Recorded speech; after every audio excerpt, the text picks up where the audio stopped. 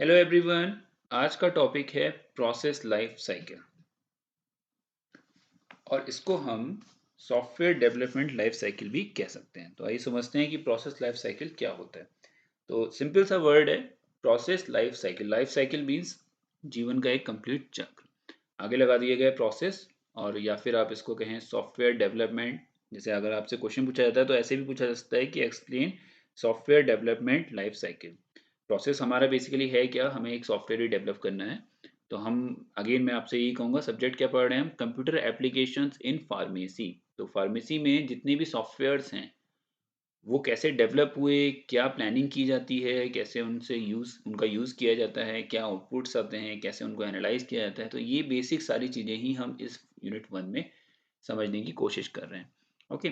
तो कोई भी सॉफ्टवेयर डेवलप अगर आपको करना है तो स्टार्टिंग आपने कहाँ से करी, एंड देन जब आपने उसको यूज़र को हैंडओवर किया, उसके बीच में क्या-क्या काम आपने करा? क्या प्रोसेस, क्या स्टेप्स आपने फॉलो किए, क्या लिस्ट ऑफ एक्टिविटीज़ थी आपकी, that is basically the cycle of that particular software.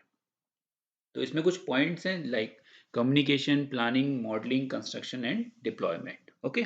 तो वन बाय वन हम इन सारे स्टेप्स को समझेंगे।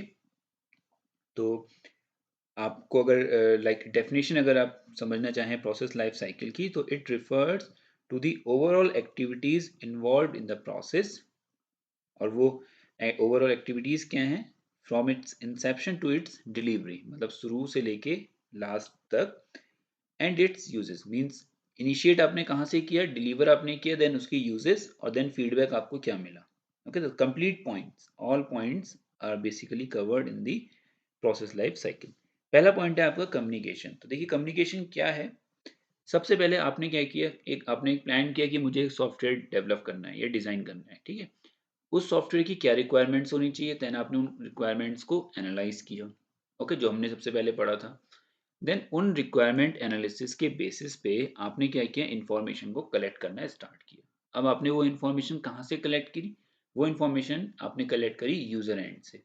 सो आप कह सकते हैं कि on the basis of user specifications और on the basis of user demand you have collected some points जो कि आपकी रिक्वायरमेंट बनी। So on the basis of those points you have decided that which type of software or which type of specifications you basically needed for a particular software. Okay.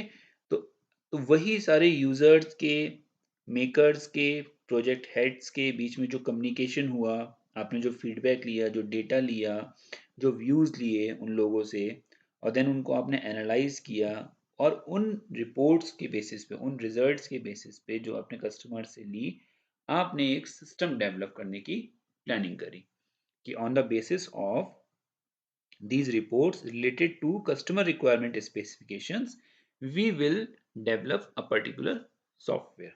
तो ये सारा जो part है वो आपका क्या है, कम्युनिकेशन। नेक्स्ट है आपका प्लानिंग। तो अब आपने इंफॉर्मेशन ले ली, आपको एक डेटा मिल गया कि भाई कस्टमर को चाहिए क्या।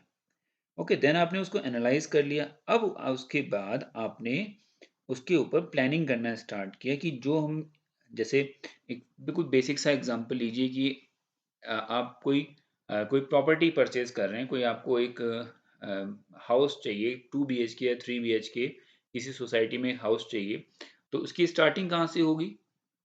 सपोज कोई XYZ कंपनी उसको बना रही है, तो सबसे पहले वो लैंड परचेज करेंगे, उसके अप्रूवल्स लेंगे, देन वहाँ पे बेसमेंट बनाएंगे, देन उनके first story, second story, third story बनाएंगे, देन इंटीरियर का काम करेंगे। उसके बाद जब घर बन जाएगा तब वो आपको उसका पोजीशन देंगे, यानी आपको कीज उसकी हैंड ओवर करेंगे। बस यही चीज़ यहाँ पर है। ठीक है। तो अब वो प्लानिंग करेंगे कि हमें कितनी डेडलाइन, कितने टाइमलाइन में इसको कंप्लीट करना है। सपोज 1 साल लगेगा उस सॉफ्टवेयर को डेवलप करने में, या 6 मंथ्स लगेंगे उसको डेवलप करने में।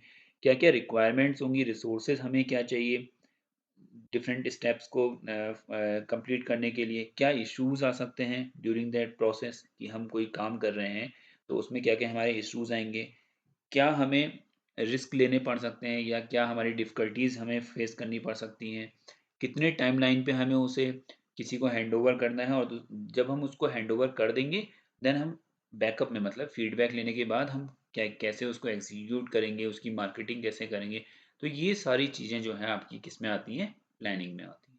ओके, देन पार्ट आता है आपका मॉडलिंग। तो मॉडलिंग आपका मेन पार्ट है, यानी अब आप डिज़ाइनिंग पे चले गए। अब आपने क्या किया, सॉफ्टवेयर डेवलपर्स को अपनी रिक्वायरमेंट की लिस्ट दे दी कि भैया हमें हमें एक सॉफ्टवेयर डेवलप करना है जिसमें ये टास्क होने चाहिए, ये इनपुट्स होने चाहिए, आउटपुट्स में हमें ये मिलना चाहिए, इस फॉर्मेट में मिलना चाहिए।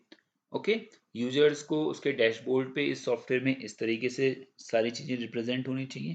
तो ये सारी चीज़ें जब आप किसी डेवलपर को बता देंगे तो वो किसी पर्टिकुलर लैंग्वेज की हेल्प से आपके इस काम को एग्जीक्यूट करना स्टार्ट कर देगा।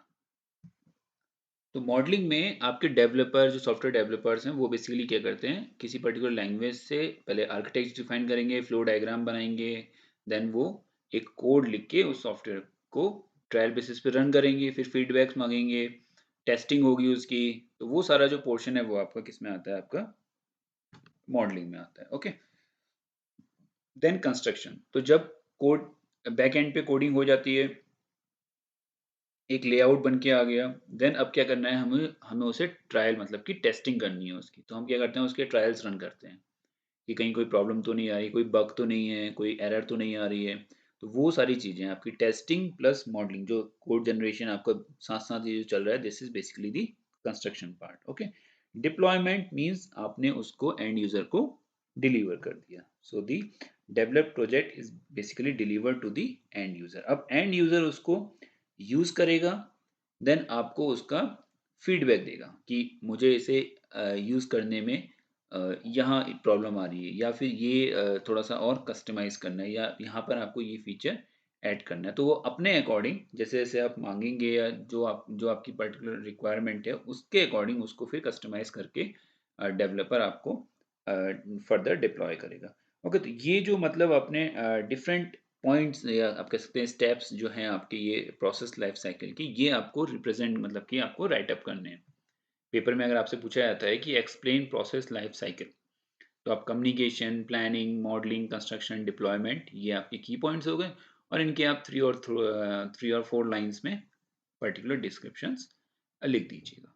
ओके, तो यहाँ पर एक सिंपल वाटरफॉल मॉडल का एग्जांपल हम यहाँ पे लेंगे।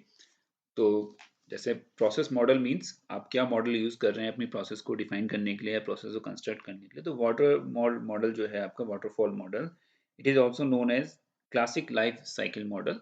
और बेसिकली ये 5 मेन फेजेस पे बेसिस पे काम करता है। जो 5 पॉइंट्स मैंने इससे पहले प्रोसेस लाइफ साइकिल में डिस्कस किए, उन्हीं पे ये बेसिकली वर्क करता है। तो क्या कहता है वो, ये कहता है कि पहले आप कम्युनिकेशन करिए। Okay, so first step is your communication. तो आपने कम्युनिकेशन किया, so your first point is communication specification, और आप इसको कह सकते हैं कि रिक्वायरमेंट क्या है आपकी, वो आपने डिसाइड किया। ठीक, क्लियर। देन उसके बाद आप गए प्लानिंग पे, आप गए प्लानिंग में, देन प्लानिंग के बाद फिर आप गए मॉडलिंग में। ओके, देन आपने मॉडलिंग की, देन आप गए कंस्ट्रक्शन पे, और सबसे लास्ट में आप गए डिप्लॉयमेंट पे। So this is deployment and this is construction clear। so ये आपके 5 मेन फेजेस हैं, मेजर फेजेस इनको आप बोल सकते हो। और इसमें जो वाटरफॉल मॉडल है आपका, इसमें आपका फीडबैक लूप भी होता है। मींस क्या आपके फीडबैक्स मिल रहे हैं आपको at at a particular level, वो आपके डिफाइंड होते हैं। ओके, सो ये था आपका प्रोसेस मॉडल का एग्जांपल। तो आप वाटरफॉल मॉडल का एग्जांपल दे सकते हैं एग्जाम में अगर आपसे पूछा जाता है, नहीं तो आप प्रोसेस लाइफ साइकिल के अंदर ही इसको डिफाइन कर सकते हैं। नेक्स्ट टॉपिक है आपका planning and managing the project. So ये इस यूनिट 1 का लास्ट टॉपिक है। तो प्लानिंग दी प्रोजेक्ट और managing the project means project planning और प्रोजेक्ट मैनेजमेंट, हम ऐसे भी इसको समझ सकते हैं। तो क्वेश्चन आपसे ये पूछा जा सकता है कि एक्सप्लेन प्रोजेक्ट प्लानिंग, और सेकंड आपसे ऐसा पूछा जा सकता है कि एक्सप्लेन प्रोजेक्ट मैनेजमेंट। ओके, तो प्लानिंग मतलब आप कोई प्रोजेक्ट आप करना चाह रहे हैं, तो क्या प्लानिंग होगी आपकी? एक पूरी टीम होगी, लाइक जैसे अभी हमने इससे पहले पढ़ा था, test engineer, software developer, manager, other employees, users. Okay, तो ये पूरी क्या है, एक एक टीम है जो इस पूरी प्रोसेस लाइफ साइकिल में कहीं ना कहीं यूज में आती है।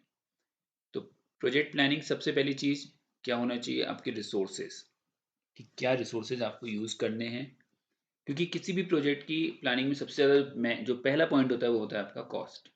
एक टाइम, एक टाइमलाइन डिसाइड होनी चाहिए कि 6 मंथ्स का प्रोजेक्ट है तो 6 मंथ्स में कंप्लीट होगा या नहीं हो पाएगा। देन कॉस्ट, कितनी कॉस्ट लग रही है उसको आपको एग्जीक्यूट करने में। और देन टारगेट ऑडियंस क्या है आपकी। क्लियर? तो कुछ पॉइंट्स हैं जो प्रोजेक्ट प्लानिंग के अंदर आप डिफाइन कर सकते हैं। सबसे पहला तो ये है कि आप अपने स्टाफ की, अपने एम्प्लॉयज़ की रिस्पॉन्सिबिलिटीज़ को डिफाइन करें, प्लान करें, उनको डिस्ट्रीब्यूट करें कि किसका क्या टास्क है। तो अगर हमें ये 50 लोगों की अगर टीम है और सबको पता है कि किसको क्या काम करना है, तो आपका जो काम है वो प्रॉपर तरीके से होगा, सिंक्रोनाइज्ड वे में होगा, लाइनअप होगा प्रॉपर तरीके से। और मंथली या वीकली आप मीटिंग्स लेके उनके एग्जीक्यूशंस को, उसके क्या स्टेप्स हो चुके हैं, कि किस लेवल पे है, किस स्टेज पे है, ये आप प्रॉपर तरीके से मॉनिटरिंग कर सकते हैं। ओके, आपको शेड्यूल करना पड़ेगा, मींस आपको डेडलाइंस बार बार शेड्यूल करनी पड़ेंगी कि हाँ 15 डेज के बाद इस चीज़ की डेडलाइन है, 20 डेज के बाद इस चीज़ की डेडलाइन है। तो प्रोजेक्ट प्लानिंग में शेड्यूलिंग ऑफ डेडलाइन, या फिर आप कह सकते हैं एग्जीक्यूशन में शेड्यूल करना बहुत ज़रूरी है। देन क्या प्रॉब्लम्स आ सकती हैं, क्या इश्यूज हो सकते हैं, रिस्क क्या है, उनको आइडेंटिफाई करना, उनके सॉल्यूशंस को फाइंड आउट करना, उनको एनालाइज करना साथ साथ। ओके, सबसे मेन चीज जो मैंने आपको बताई, दी कॉस्ट। तो कॉस्ट का estimation, duration, okay, how much manpower और how much human resource is required, कितने लोग चाहिए हमें उस टीम में, इन चीज़ों को एनालाइज करना, उनका प्लान आउट करना। देन जब हम अपना प्रोडक्ट डिप्लॉय करेंगे, डिलीवर करेंगे टू यूज़र, तो उसकी क्वालिटी को एश्योर करना, उसकी प्रॉपर टेस्टिंग। देन अगर उसका कोई फीडबैक आ रहा है तो हम उसे ऐसा नहीं कि हमने कोई प्रोडक्ट लॉन्च किया मार्केट में और उसके कुछ फीडबैक्स आ रहे हैं तो हमें 3 महीने उसको रिमूव करने में ही लग गए या उस फीडबैक को अप्लाई करने में लग गया। ठीक है, तो तुरंत उसका एग्जीक्यूशन होना चाहिए। कोई लूप होल है तो वो तुरंत हम क्लोज करें, कोई एरर अगर आ रही है उसको हम तुरंत रिमूव करें, और देन हम उसको यूज़र को फिर से तुरंत एग्जीक्यूट करने के लिए डिप्लॉय कर सकें। तो ये सारी जो चीज़ें हैं वो आप प्रोजेक्ट प्लानिंग के अंदर लाइन अप कर सकते हैं। ओके, देन तो प्रोजेक्ट प्लानिंग बहुत ही इंपॉर्टेंट पॉइंट होता है किसी भी प्रोजेक्ट के एग्जीक्यूशन के लिए। बड़े बड़े प्लानर होते हैं, क्यों? क्योंकि कॉस्ट सबसे बड़ी चीज़ होती है जो मैटर करती है। और देन टाइम, अगर आप टाइम लाइन में अपना काम प्रोजेक्ट करके नहीं दे रहे हैं तो it means you are not disciplined in the particular field. Okay, वो अलग चीज़ है कि देखिए अगर टाइम लाइन आपकी बढ़ती जाती है, सपोज आपने 6 महीने का डेडलाइन रखा है, अगर आप उसको 1 साल में दे रहे हैं तो वो 6 महीने जो आपने बढ़ाए हैं that will definitely cost you. आपको उसके लिए एक्स्ट्रा पे करना पड़ेगा अपने सोर्सेज को, अपने यू कैन से कि जो भी आप मैन पावर यूज़ कर रहे हैं उसकी सैलरी है, आपके ऑफिस के चार्जेस हैं। देन अगर आप थर्ड पार्टी से कुछ अगर एफर्ट्स ले रहे हैं तो आपको उनको पे करना है, तो डेफिनेटली कहीं ना कहीं आपकी जो कॉस्ट है वो इंक्रीज होनी ही होनी है। ओके, देन है आपका सॉफ्टवेयर मैनेज मेंटेनेंस। तो वही चीज़, जब आपने एक बार डिप्लॉय कर दिया देन टाइम टू टाइम आपको उसको अपग्रेड करना है, कोई बग तो उसमें नहीं आ रही है, जो भी आप कस्टमर को दे रहे हैं उसको प्रॉपर तरीके से कस्टमर सपोर्ट, टेक्निकल सपोर्ट मिल रहा है नहीं मिल रहा है, कोई मालवेयर तो नहीं आ रहा है आपके सॉफ्टवेयर में, कोई अपडेट्स अगर आप देना चाह रहे हैं तो वो यूज़र के एंड पे मिल रही हैं नहीं मिल रही हैं। तो ये सारी मेंटेनेंस की जो चीज़ें हैं सॉफ्टवेयर के, ये आपको डेफिनेटली प्रोवाइड करनी पड़ेंगी। ओके, तो जितने भी चेंजेस हैं जो आप अपने सॉफ्टवेयर में कर रहे हैं डिलीवर करने के बाद यूज़र को, वो सारी चीज़ें अप टू डेट आपको अपने यूज़र्स को प्रोवाइड करनी चाहिए।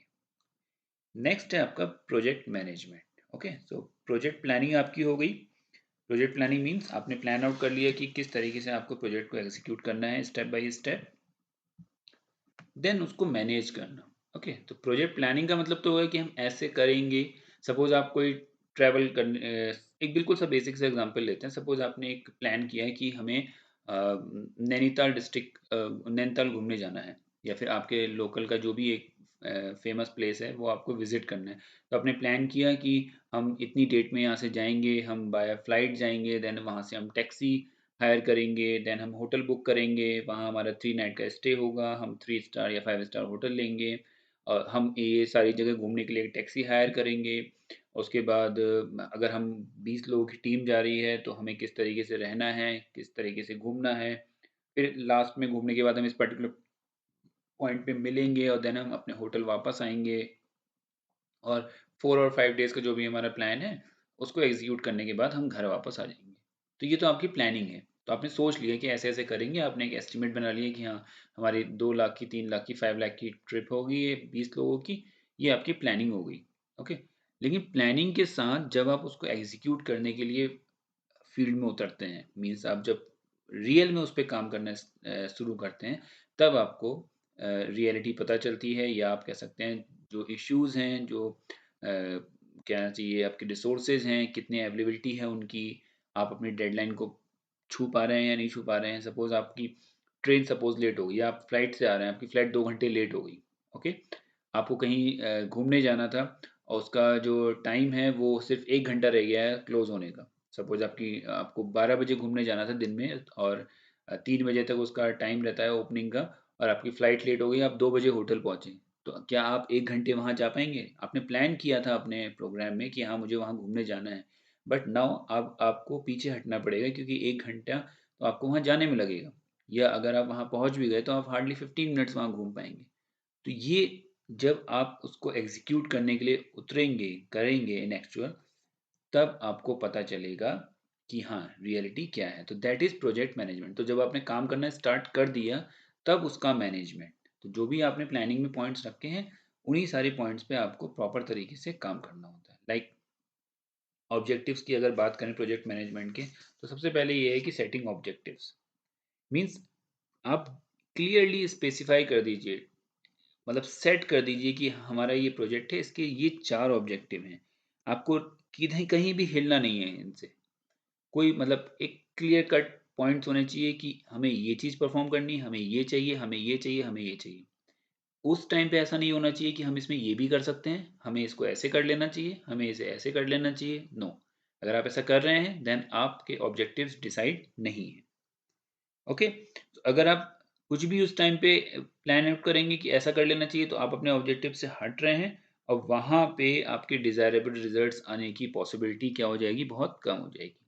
और जहाँ आपके 4 ऑब्जेक्टिव सेट हैं, आपने पता है कि आपने मुझे इन्हीं पे काम करना है, तो आप उन 4 ऑब्जेक्टिव्स पे काम करेंगे, और अपनी डेडलाइन के अंदर आप उन 4 ऑब्जेक्टिव्स को दे देंगे। Okay. Then performance and quality. आपको इसके साथ कोई कंप्रोमाइज़ नहीं करना है। एक क्वालिटी कंट्रोल टीम होती है, आपकी डिपार्टमेंट ही होता है हर ऑर्गेनाइजेशन में।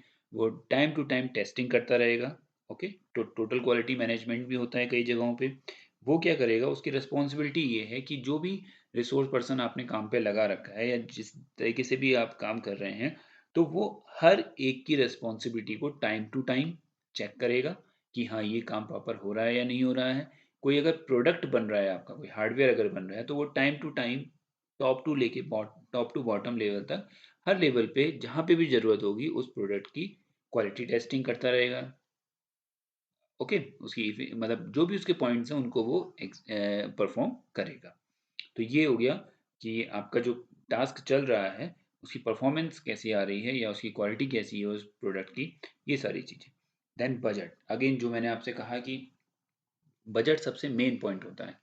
अगर सपोज वही वाली बात, आपने एक ट्रैवल प्लान किया और आपका बजट है 5 लाख 20 कैंडिडेट्स के लिए, 20 लोगों के लिए। अब सपोज आप वहाँ गए घूमने, आपने कहा कि प्लान था बस से घूमने का, और सबका प्लान चेंज होके हो गया कार से घूमने का। ओके। तो सबने कहा कि नहीं हम विद फैमिली अब कार से घूमने जाएंगे, तो आपका बजट डेफिनेटली क्या होगा, जहाँ आप 20,000 में बस से घूम रहे थे, अब वहाँ पर हेड अगर आप 10 फैमिली भी हैं और आप कार से जा रहे हैं 4,000, तो आपका बजट डबल हो गया, यानी 20,000 की जगह 40,000 अब आप पे कर रहे हैं। तो आपका बजट कहीं ना कहीं डिस्टर्ब हो गया। तो ऐसे ही यहाँ पर अगर आप डेडलाइन में काम नहीं कर रहे हैं, आप कुछ एक्स्ट्रा रिसोर्सेज यूज़ कर ले रहे हैं, या बीच में आपका कोई रिसोर्स रिप्लेस हो गया, तो ये सारी प्रॉब्लम्स रिलेटेड टू बजट वो आपको स्टार्टिंग से ही देखनी पड़ेंगी।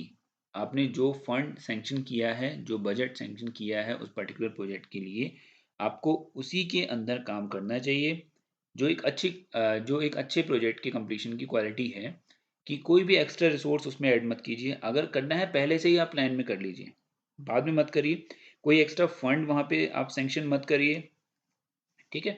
अगर कहीं आपके एक्स्ट्रा फंड्स की ज़रूरत है तो आप उसके लिए बैकअप रखिए, एक एडिशनल अमाउंट रखिए कि हाँ ठीक है, मेरा सपोज 5 लाख का बजट था तो मैं 50,000 प्लस लेके चल रहा हूँ कि अगर चाहिए होगा तो मैं इस फंड से ही इस चीज़ को यूटिलाइज कर लूँगा। ओके, तो बजट की planning to avoid delay, to avoid any risk, जो कि आपके प्रोजेक्ट को फेल कर सकते हो या फिर डिप्लॉय होने से पहले ही उसमें इश्यूज क्रिएट कर सकते हो, ऐसे कोई भी काम आपको रिलेटेड टू फाइनेंशियल सपोर्ट नहीं करना है। Okay, then time.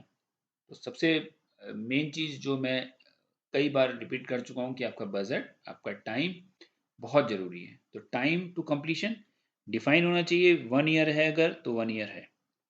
Weekly meeting रखिए, 15 डेज में देखिए। सो आपको इसके लिए क्या करना है, मतलब टाइम टू कंप्लीशन का मतलब क्या है कि जो हम डिसाइड कर रहे हैं, ओके, तो तो आपका जो भी प्रोजेक्ट के आपने शॉर्ट्स बना रखे हैं, लाइक आपने मॉड्यूल्स बना रखे होंगे, तो आप क्या करते हैं कि टाइम टू कंप्लीशन में एक अच्छे प्रोजेक्ट में आप सपोज एक प्रोजेक्ट को आपने 20 मॉड्यूल्स में डिवाइड कर लिया, देन आपने हर मॉड्यूल का एक टाइम स्पेसिफाई कर दिया कि 15 डेज में ये मॉड्यूल कंप्लीट हो जाना चाहिए, देन हम नेक्स्ट मॉड्यूल पे चले जाएंगे। ओके, तो आप एक डेडलाइन सेट कर देते हैं to complete the process of the entire project, और देन आप उसकी क्या करेंगे, प्रॉपर मॉनिटरिंग करते रहिए। क्लियर? अगेन ड्रॉबैक क्या है, अगर आप टाइम टू कंप्लीशन के अंदर काम नहीं कर रहे हैं तो अगेन आपकी कॉस्ट बढ़ेगी, आप यूज़र को टाइम पे प्रोजेक्ट हैंड ओवर नहीं कर पाएंगे, और देन उससे आपकी कंपनी की रेपुटेशन और रिसोर्सेज का यूटिलाइजेशन, ये सारी चीज़ें इफ़ेक्ट करेंगी। ओके, देन अगेन अब नेक्स्ट टॉपिक है आपका बेनिफिट्स ऑफ प्रोजेक्ट मैनेजमेंट। तो यही सब मैं सारी चीज़ें आपको बता रहा हूँ कि प्रोजेक्ट मैनेजमेंट के क्या बेनिफिट्स हैं। आप डेफिनेटली खुद ही लिख सकते हैं कि हम रिसोर्सेज का प्रॉपर यूटिलाइजेशन अगर कर रहे हैं तो एक तो हम अपना टाइम बचा रहे हैं, दूसरा हम अपनी कॉस्ट बचा रहे हैं। Okay, then second thing, definitely अगर आप डेडलाइन में प्रोजेक्ट दे देंगे तो ये सबके लिए सेटिस्फेक्शन होगा कि आपने एक सक्सेसफुल प्रोजेक्ट कंप्लीशन डिलीवर कर दिया टू दी यूज़र एंड। आपके अगर आप एक प्रोजेक्ट सक्सेसफुली डिलीवर कर रहे हैं, देन ये एक नए गोल सेट करेगा आपके ऑर्गेनाइजेशन में टू कंप्लीट और टू कैच न्यू प्रोजेक्ट्स। तो आपको और भी अच्छे प्रोजेक्ट्स मिलेंगे on the basis of that analysis कि हाँ, ये कंपनी इस टाइम पे, डेडिकेटेड टाइम पे ये प्रोजेक्ट कंप्लीट करके दे देती है। रिस्क की पॉसिबिलिटीज़ बहुत कम होंगी। अगर आपको मालूम है कि आपने आज तक 10 प्रोजेक्ट्स किए हैं जिसमें से 8 प्रोजेक्ट्स आपने डेडलाइन के अंदर फिनिश कर दिए, तो इसका मतलब आपकी जो इफ़िशियंसी है प्रोजेक्ट कंप्लीशन की वो 80% है। तो रिस्क नाम की चीज़ आपके ऑर्गेनाइजेशन में नहीं होगी। ओके, तो फर्दर इन फ्यूचर आप जो भी गोल सेट करेंगे, जो भी ऑब्जेक्टिव सेट करेंगे for some new projects, that this project management, the old projects proper management will give you some additional energy boost to fulfill the requirements of new projects। तो ये सारे benefits आपके क्या हैं, बेनिफिट्स हैं project management करने के। Okay, सो इस लेक्चर में हमने मॉडल्स पढ़े। ओके, एक बार ब्रीफ करते हैं। लाइक हमने प्रोसेस लाइफ साइकिल के अंदर कुछ पॉइंट्स पढ़े, communication, planning, modelling, construction, deployment, and then हमने प्लानिंग एंड मैनेजिंग प्रोजेक्ट के अंदर project planning and project management, दो टॉपिक्स पढ़े। उनके की पॉइंट्स जो थे वो आप याद रखिए, और उसके अंदर फिर आप दो दो तीन तीन लाइंस जो मैंने आपको एग्जांपल दी उसकी हेल्प से आप यहाँ पे इजीली एक्सप्लेन कर सकते हैं। ओके, तो ये आपका यूनिट 1 का सिलेबस यहाँ पर फिनिश हो गया। आई होप आपको सारी बातें अच्छी तरीके से समझ में आई होंगी। आप इनके नोट्स बनाइए अच्छी तरीके से। कोई भी डाउट आपको है आप कमेंट बॉक्स में लिखिए, आप मेरे साथ शेयर करिए। कोई एडिशनल इन्फॉर्मेशन आपको चाहिए रिलेटेड टू किसी पर्टिकुलर टॉपिक तो हम उस पर वीडियो बनाएंगे। तो आज के लिए इतना ही। Thank you.